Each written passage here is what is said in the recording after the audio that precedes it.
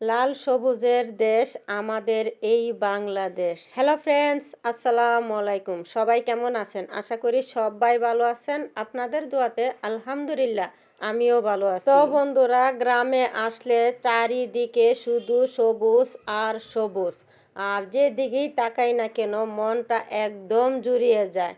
যাই হোক বন্ধুরা, গ্রামে এসেছি, গ্রাম ঘুরে দেখাবো না, এটা কি হতে পারে? ঠিক তাই না বন্ধুরা? তো বন্ধুরা, ভিডিওর শুরুতেই কিন্তু সিম গাছ দেখিয়েছি, মাশাল্লাহ দিলে অনেক সিম ধরেছে। আর এই যে দেখেন বরবটি গাছ, এই বরবটিগুলো কিন্তু মাশাল্লাহ দিলে অনেক ফলন ধরছে। এখনো ছোট ছোট, তেমন বড় হয় নাই। বরবটিগুলো কিন্তু রঙিন কালার হয়, মানে খয়েরি কালার হয়।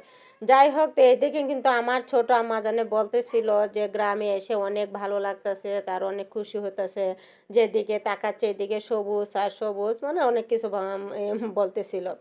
তো বন্ধুরা, তো আজকে আমি আপনাদের সাথে আমাদের গ্রামটা ঘুরে ঘুরে দেখাবো।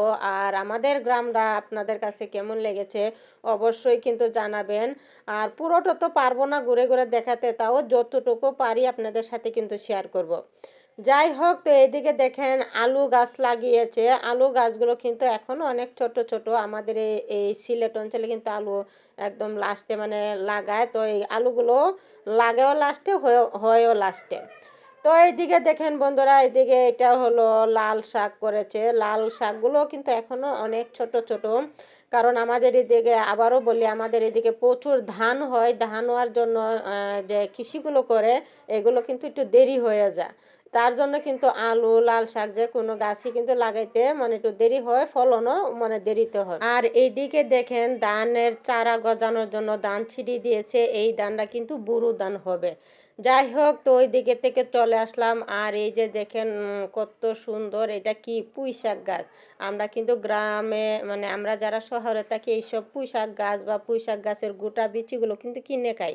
আর গ্রামে খায় না, এগুলো ফেলে দেয়, এরকম অবস্থা। যাই হোক, আর এইদিকে দেখেন বাগান লাগিয়েছে বেগুনের। তো বেগুন অগলে ছোট ছোট, এখনো হয় নাই। তো মাশাল্লাহ দিলে অনেক সুন্দরই ফলন হচ্ছে।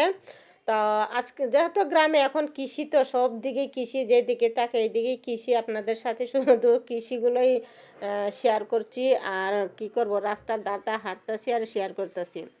তো বন্ধুরা, এদিকে দেখেন আপনাদেরকে আরও একটা জিনিস দেখাই। এইটা হইলো টমেটো, এটা কিন্তু দেশি টমেটো। তো মাশাল্লাহ দিলে এই টমেটোগুলো কিন্তু অনেক সুন্দর হয়েছে, আর ফলনও ভালো হয়েছে। তো বন্ধুরা, যতটুকু পারিছি ততটুকু চেষ্টা করেছি আপনাদের কাছে তুলে ধরার জন্য।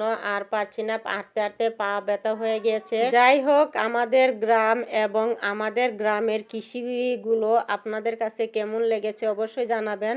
ভালো লাগলে একটি লাইক দিয়ে পাশে থাকবেন। আজকে এই পর্যন্তই, দেখা হবে অন্য আরেকটি ভিডিওতে।